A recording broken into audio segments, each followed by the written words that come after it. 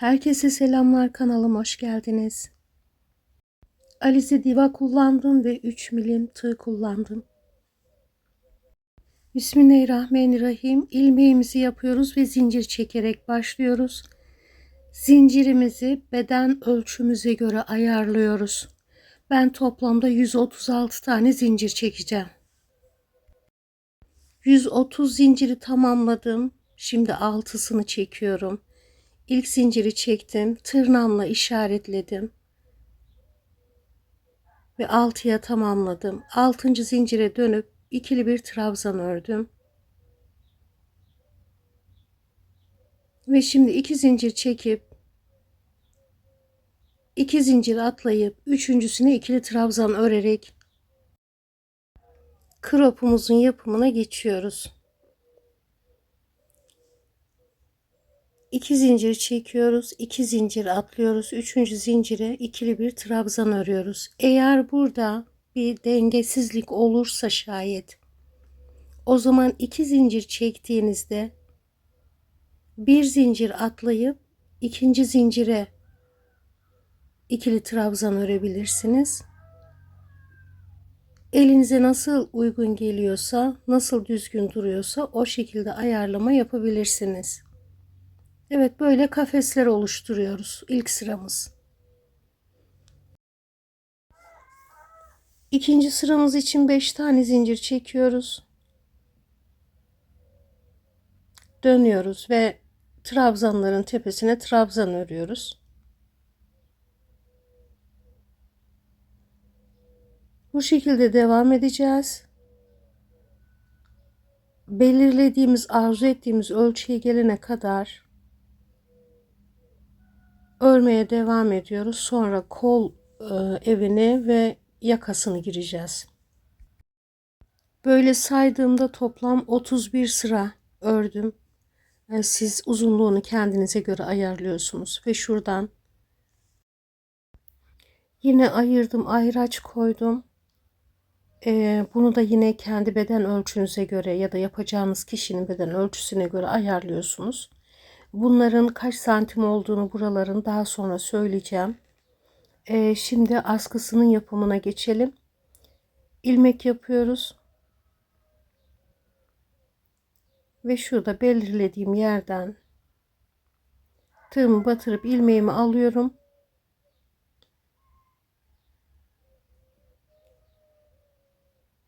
Kola doğru gideceğim.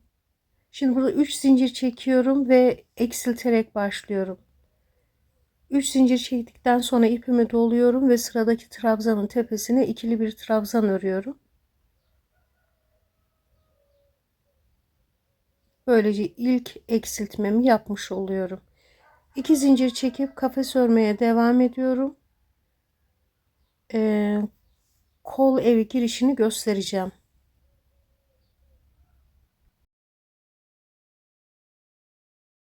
Sıranın sonunda 3 kafes ya da 3 trabzan bırakarak geri döneceğim. Burası kol için. 3 zincir çekiyorum.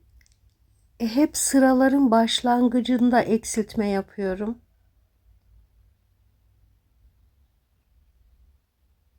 Buradan da eksiltmemizi yaptıktan sonra kafes örmeye devam ediyoruz.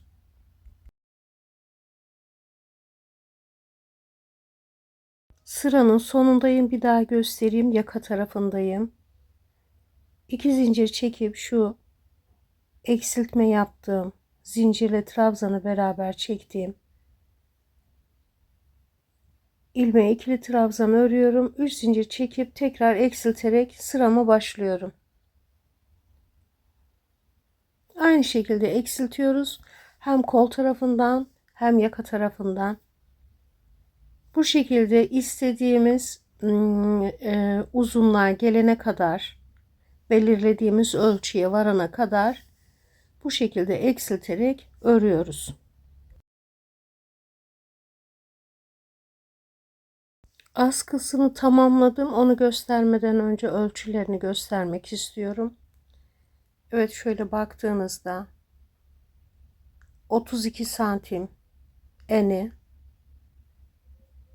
Şimdi boyunu gösteriyorum. 23,5 santim.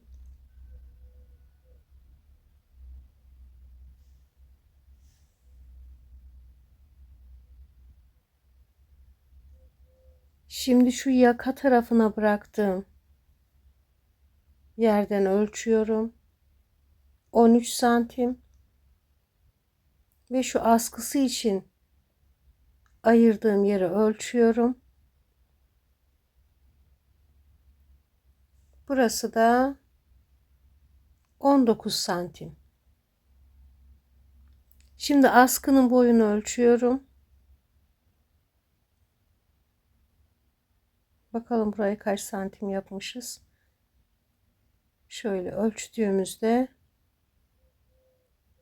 17 santim. 16. Evet, 16 santim. Evet, ölçülerimiz bu şekilde ama dediğim gibi siz kendi beden ölçünüze ölçerek gidin. Daha sağlıklı bir netice elde etmiş olursunuz. Şimdi askıyı tamamladıktan sonra ben ördüğüm parçanın kenarlarına sık iğne gitmek istiyorum. Diğer parçayı da aynı şekilde ördüm zaten. Şimdi sık iğnelerimiz parçaların tersini ve düzünü belirleyecek. Yoksa aynı şekilde her iki parça da aynı şekilde örülüyor. Sık iğnelerle bunları ters ya da düz olarak ayarlıyoruz. Şimdi üst üste koyduğumuzda şöyle bakalım. Şuradan sıramı tamamlamışım. Ve sık iğnenin düz tarafı dışa gelsin, düz tarafa gelsin diye dönerek sık iğne örmeye başlıyorum. Evet, dönüyorum ve şu kafesin içerisine 2 tane sık iğne örüyorum. Diğer kafese de 2 tane sık iğne örüyorum. Ve şu tepe noktayı, şu askının tepesini, kafeslerin içerisinde 2'şer tane sık iğne örüyorum. Şu kenara geldiğimde şurada 3 tane zincirim vardı.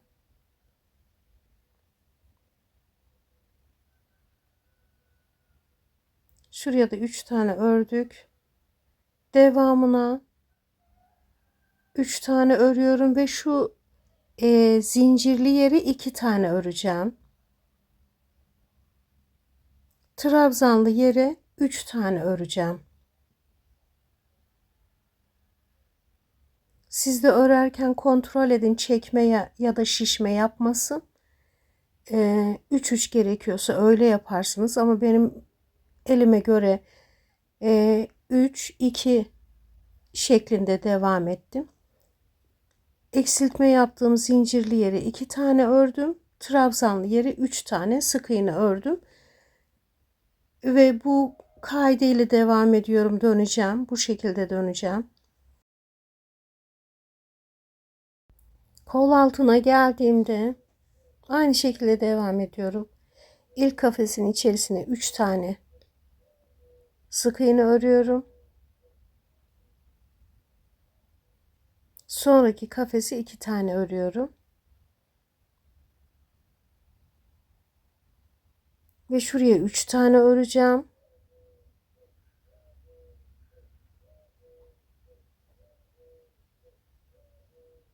Sonra bir zincir çekip 3 tane daha öreceğim dönüş için.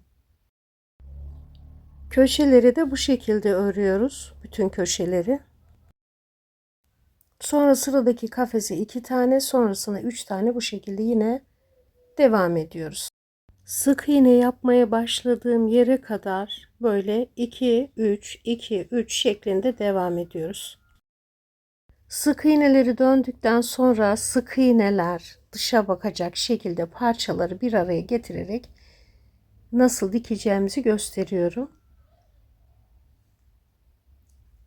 Dikişimiz düz tarafa çıkmasın diye şöyle göstereyim. Hemen şuradan ilmeğin 2 ipinden ama iç tarafa bakan, diktiğimiz tarafa bakan İki ipinden, iki ilmeğinden iğnemizi geçirip birleştiriyoruz. Bakın şöyle, esnerken ayrılmasın diye.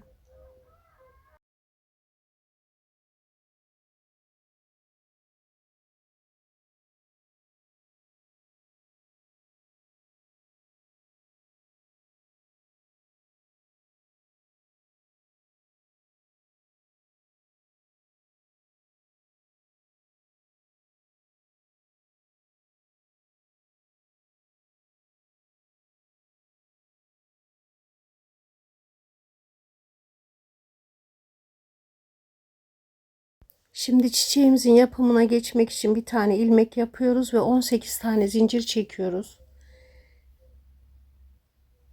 Bunu farklı boyutlarda da yapabilirsiniz. 15 tane çekerek de yapabilirsiniz. Zincir sayınız ne kadar fazla olursa çiçeğiniz o kadar büyük olur. 18 zincir çektikten sonra ilk zincire sık iğne ile giriyoruz. İkinci zincire yalancı bir trabzan örüyoruz. Ve sondan 2 zincir kalana kadar her zincire ikili bir trabzan örüyoruz. Son 2 zincire kadar.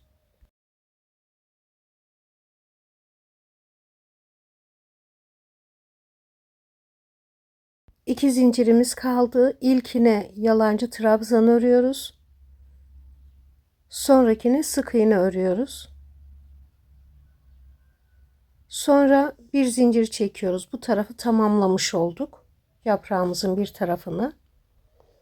Bir zincir çekiyoruz ve aynı yere bir tane daha sık iğne örüyoruz. Bu yaprağın öbür tarafı için. Sonra sıradaki ilmeğe bir tane yalancı trabzan örüyoruz. Ve sonraki ilmeklere en sonda 2 ilmek kalana kadar ikili trabzan örüyoruz.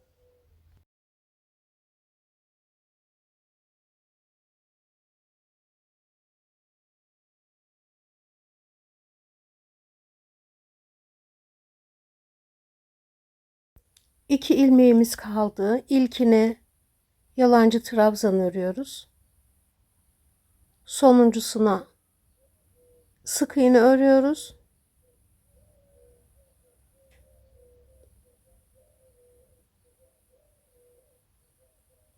Sonra ipimizi sıradaki ilmeğe kaydırıyoruz. Yaprağımızı tamamlamış olduk ilk sırasını. Bir zincir çekiyoruz ve aynı yere bir tane daha sık iğne örüyoruz. Sonra yanındaki ilmeğe de bir tane sık iğne örüyoruz. Sonra yanındakine yalancı trabzan örüyoruz. Sonra kalan her ilmeğe ikişer tane ikili trabzan örüyoruz.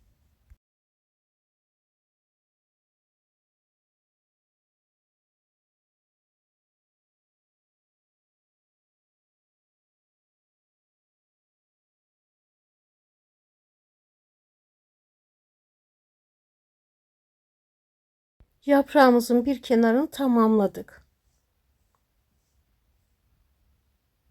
Şimdi tepe noktasındayız. Buraya da 3 tane ikili trabzan örüyoruz.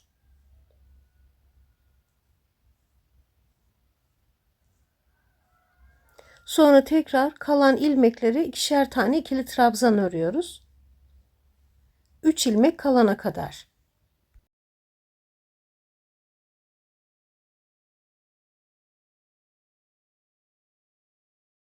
Yaprağın diğer tarafını da tamamlamış olduk. Şimdi başlangıç noktasına gidiyoruz. 3 ilmeğimiz kalmıştı. İlkine yarım trabzan, sonraki ikisine birer tane sık iğne örüyoruz. İpimizi kaydırıyoruz. İşaret koymadım, isterseniz koyabilirsiniz. Şaşırırım derseniz ayraç koyun. Evet, bir zincir çekip aynı yere bir sık iğne ördükten sonra sıradaki bir iki tane ördük sık iğne. 2 sık iğneden sonra 4 zincir çekiyoruz ve sıradaki ilmeğe kapatıyoruz. 4 zincir çekiyoruz, sıradaki ilmeğe kapatıyoruz. Yaprağımızın etrafını Bu şekilde döneceğiz.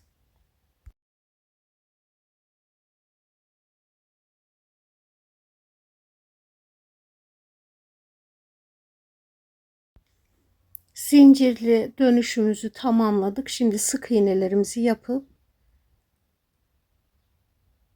bir tane, iki, üçüncüyü de ördükten sonra ipimi kaydırıp bir ilmek yaparak bitiriyorum. Evet, yaprağımızın bitmiş hali. Çiçeğimizin yaprağının bitmiş hali. Şimdi göbeğini de yapalım. Bunun için 5 ilmek yapıp 5 tane zincir çekiyoruz.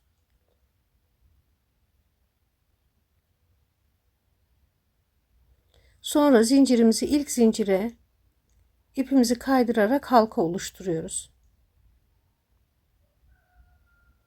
Bir zincir çekip oluşturduğumuz halkanın içerisine 5 tane sık iğne örüyoruz.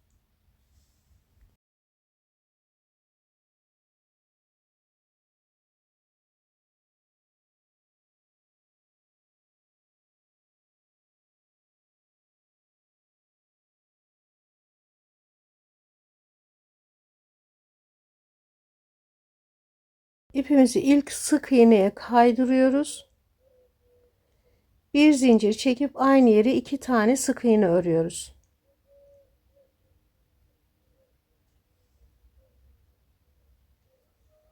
Sonra geriye kalan 4 ilmeğimizin de her birine 2 tane sık iğne örerek sık iğne sayımızı 10'a çıkarıyoruz.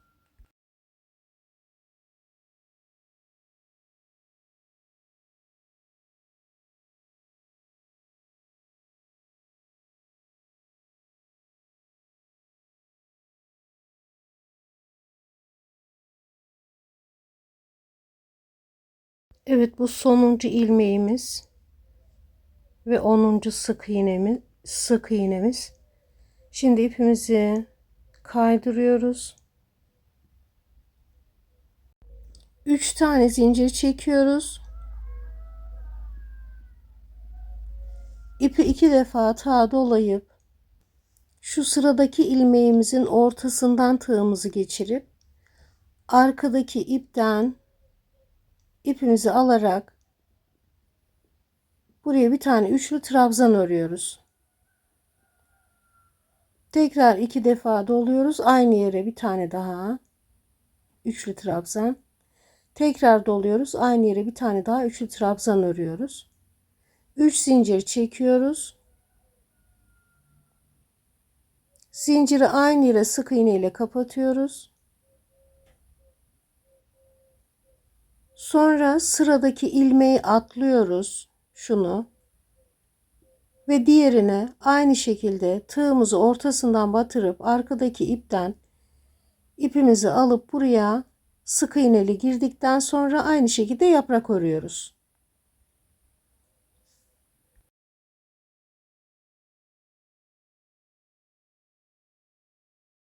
Son yaprağı da tamamladıktan sonra şurada şu atlamış olduğumuz ilmeğimiz var ya, iki yaprak arasındaki ilmeği diyeyim. Buraya aynı şekilde batıp iki zincir çekip ikili trabzan örüyoruz, 2 tane aynı yere. Sonra 2 zincir çekiyoruz ve kaydırmayla kapatıyoruz.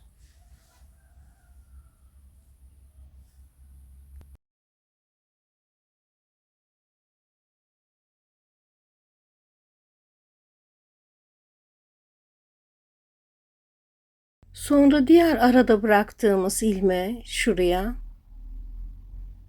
ipimizi kaydırıyoruz. Buraya da aynı şekilde minik bir yaprak örüyoruz. 2 zincir çekiyoruz ve aynı yere 2 tane ikili trabzan örüyoruz. 2 zincir çekerek kaydırmayla aynı yere kapatıyoruz. Sonra diğer boşluğa geçiyoruz ve oraya da aynı şekilde yaprak örüyoruz.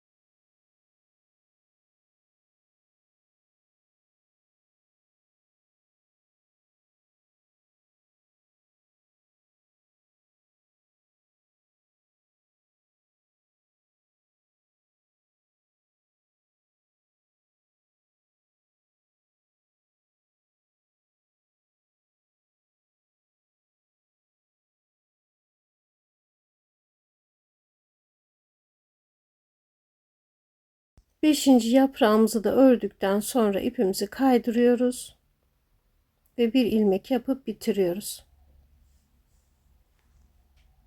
Evet, çiçeğimizin göbeği bu şekilde. Minik bir çiçek. Şimdi nasıl dikeceğimizi göstereceğim. Yapraklarımızın şu kök taraflarını diyeyim. Evet, alıyoruz ve şu kadarcık yer dikeceğiz. 2-3 dikişlik yer. Önce yapraklarımızı birbirine dikeceğiz. Sonra crop'umuza dikeceğiz.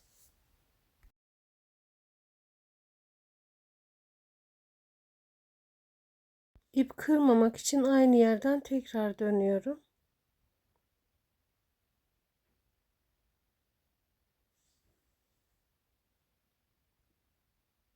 Sonra şuradan yaprakları ayırıyorum. Birbirine dikmiyorum kök taraflarını. Şuradan ipimi yürütüyorum. Tek yaprakta. Sonra diğer kenara dikmek için diğer yaprakla ipimi oraya kadar yürütüyorum. Sonra diğer yaprağımı alıyorum, aynı şekilde yerleştiriyorum. Yine 2-3 tane dikiş atıp aynı şekilde 5 yaprağımı birbirine dikeceğim. Burayı biraz hızlandırarak göstermek istiyorum. Yapraklar dikildikten sonra bu şekilde görünüyor çiçeğimiz. Şimdi crop'umuzun üzerinde diğerlerini dikmiştim zaten. Nasıl dikeceğimi de hızlıca göstereyim şurayı da. Şu ipimi alta alıyorum. Dikişte kullanacağım onu. O yüzden kesmedim. Çiçeğimizi dilediğimiz şekilde dilediğimiz yerlerine crop'umuzun yerleştirerek dikmeye başlıyoruz. Üstten dikerken ilmeklerimizi kısa atıyoruz. Alttan biraz daha büyük alabiliriz. Evet, bu şekilde dönerek dikiyoruz.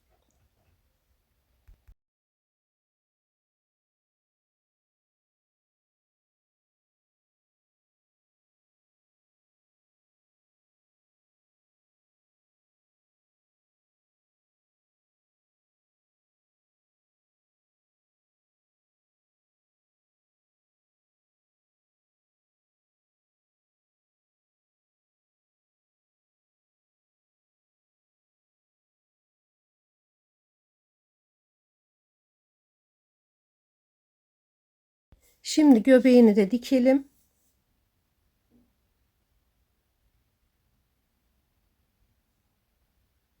Onu da şöyle tam çiçeğin, küçük çiçeğin de göbeğinden şöyle kenarlardan batarak 4-5 ilmekle tutturup bitiriyoruz.